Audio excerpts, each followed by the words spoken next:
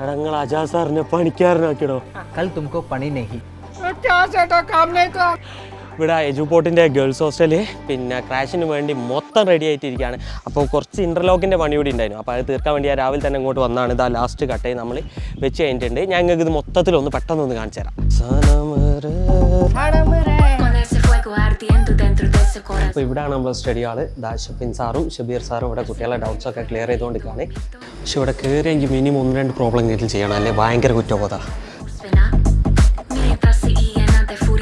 ഈ റൂം കാരണം ഈ റൂം കണ്ടാൽ തന്നെ മറ്റേ അമർ അക്ബറിലെ ഉള്ളൊരു അയ്യോ അമ്മയെന്ന് പറഞ്ഞ് നമ്മൾ ഉറങ്ങിപ്പോകും. അത്രയ്ക്ക് ഒരു നീറ്റ് ആൻഡ് ക്ലീൻ റൂം അത്.